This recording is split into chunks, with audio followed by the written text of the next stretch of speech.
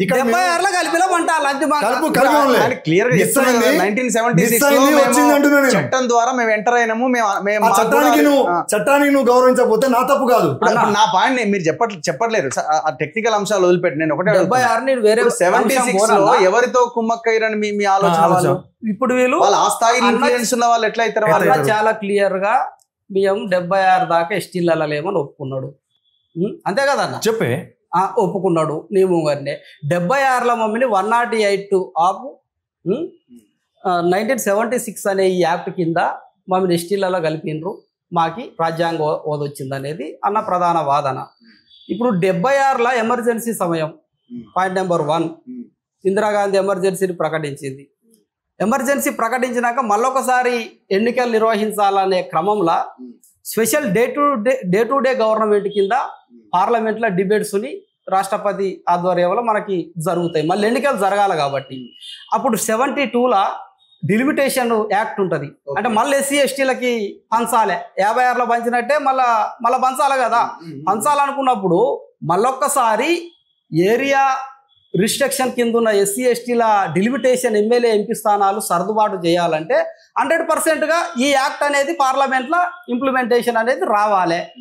వచ్చే క్రమంలో ఈ బిల్లులో చాలా క్లియర్గా ఉంటుంది, దీని ప్రీపేస్లో చాలా క్లియర్గా మెన్షన్ ఉంటుంది. ఇలా కులాలని ఇన్క్లూజన్ కానీ ఎక్స్క్లూజన్ కానీ ఏం కూడా చేసే బిల్లు కాదు ఇది. కేవలం ఎస్సీ ఎస్టీల ఈ యొక్క డిలిమిటేషన్ సంబంధించిన స్థానాల్ని పెంపుకు సంబంధించిన బిల్లు అనే దాని మీద ఈ బిల్లుని పార్లమెంట్ లో ప్రవేశపెట్టడం జరుగుతుంది. జరుగుతుంది. జరిగిన అప్పుడు ఆదిలాబాద్ ఎమర్జెన్సీ నేను అనేదన్నా, ఎమర్జెన్సీ బిల్లే, ఇది ఎమర్జెన్సీ బిల్లే. ఇక్కడ జరిగిన తర్వాత అప్పుడు మన ఇందిరాగాంధీ గారు ఇక్కడ మెదక్ ఇక్కడ నుంచి పోటీ చేస్తారు మన దగ్గర నుంచి. వీళ్ళందరూ వన్ సైడ్ గా ఓటింగ్ జరగాలి, ఇక్కడ జరగాలి కాబట్టి లంబాడీలంతా. అప్పుడు వీళ్ళకున్న అగ్రిమెంట్ ఏంటంటే మాకు వన్ సైడ్ గా నిలబడేది ఉంటే మేము కంపల్సరీగా మేము ఎస్టీలకు తీసుకుంటాం. అప్పుడు అప్పుడు దీంట్లో చదువుకున్న వాళ్ళు నిజమే అనుకోని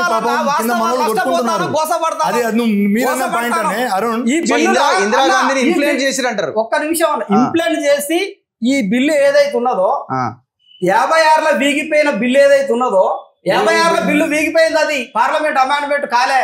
కాకపోతేనే మళ్ళా ఇంకొక కమిషన్ వచ్చింది అక్కడ. సంబంధించిన మళ్ళీ అదే బిల్లును తీసుకొచ్చి పెట్టినప్పుడు జరిగింది ఏంటంటే ఇందులో మీరు అనుకునే లంబాడాకు సంబంధించిన పేరును పెట్టినరు తప్ప ఎస్టీలలో ఒక కులాన్ని గలపాలంటే కాన్స్టిట్యూషన్ కొన్ని ప్రొవిజన్స్ ఇచ్చింది. ఆదిమ లక్షణాలు ఉండాలి. అంటే మెదక్లో గెలవడం కోసం ఇందిరాగాంధీ చాలా క్లియర్ దుర్మార్గం. ఇందిరాగాంధీ గారు మా వాళ్ళందరినీ మాట్లాడుతున్నారు కానీ అదే మాట్లాడుతున్నా. ఇందిరాగాంధీ గారు కాదు, మాకు మోసం జరిగింది, అన్యాయం జరిగింది, దాంట్లో గమనించి పోరాటం జరగలేదన్నా. చాలా క్లియర్ గా రాజకీయ కాంగ్రెస్ చేసిన కుట్ర. నా మాట నేను కంక్లూజన్ ఇస్తే తిను. ఆర్టికల్ 342లో చాలా స్పష్టంగా ఏముంటుంది అంటన్నా, ఒక కులాన్ని ఒక తెగని షెడ్యూల్ జాబితాలో చేర్చాలంటే పాయింట్ నెంబర్ 1 కొన్ని రిపోర్ట్లు చూసింది. లోకూర్ కమిషన్ ఒక 5 రకాల సూచనలు ఇచ్చింది. దట్టమైన అటవీ ప్రాంతంలో నివాసం ఉండాలి ఆ తెగ. దానికి ఒక టెరిటోరియల్ గా అటవీ ప్రాంతం, కొండ ప్రాంతాలు, ఆదిమ లక్షణాలు ఉండాలి. కొన్ని ప్రొవిజన్స్ ఉన్నాయి. ఆదిమ లక్షణాలు ఉండాలి. బయటి ప్రాంతంతో సంబంధాలు నెరపడానికి బెరుకు భయపడాలి. ఇటువంటి కొన్ని ఆదిమ లక్షణాలు ఒక 5 క్రైటీరియా అనేటివి ఉంటాయి. వీటి ప్రకారం తెలంగాణలో, ఆంధ్రప్రదేశ్ లో వీళ్ళు ఎస్టీలలో కలపాలన్నా. అయిపోయింది. ముందుగా వేయాల్సింది కమిషన్ అన్న. మన కేసీఆర్ చెల్లప్ప కమిషన్ వేయలేదా కైతలంబాడల విషయంలో?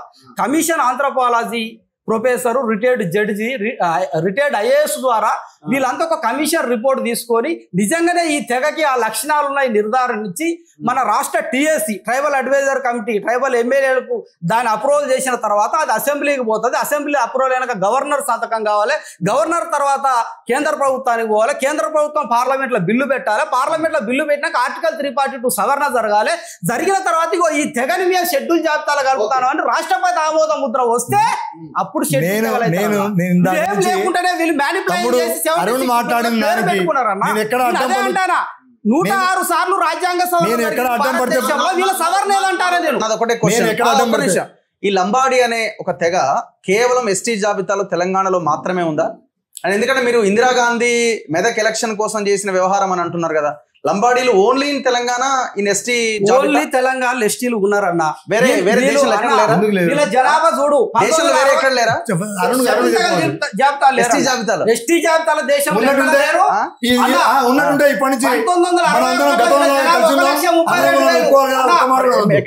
లేరా?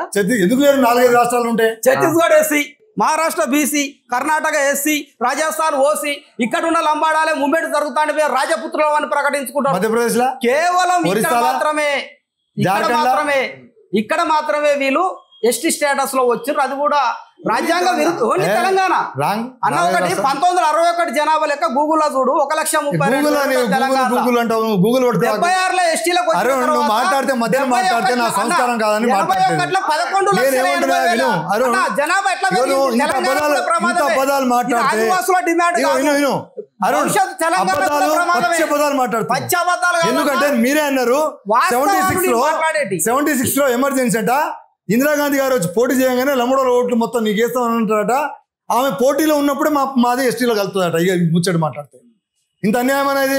దానికంటే ఒక్క నిమిషం, ఏదైనా ఒక జియో రావాలంటే ప్రాసెస్ ఎన్ని రోజులు పడుతుందన్నా? కనీసం 3-4 నెలలు పట్టదా?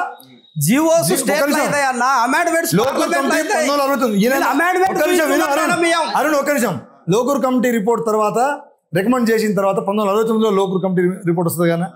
మాకు 76 లో మేము ఎస్టీలో వచ్చినాం కదన్నా. ఎన్ని సంవత్సరాల గ్యాప్ ఉందన్నా? 5-6 సంవత్సరాల గ్యాప్ ఉంది కదన్నా. మరి అరుణ్ అప్పటికప్పుడు ఎమర్జెన్సీ అట. ఆ ఎమర్జెన్సీలో 1976లో గెజిట్ అనేది చూపించింది కదన్నా. ఏది అరుణే ఏమని? పొలిటికల్ రిజర్వేషన్ డీలిమిటేషన్లో పొలిటికల్ రిజర్వేషన్ కావాలని వచ్చిందట.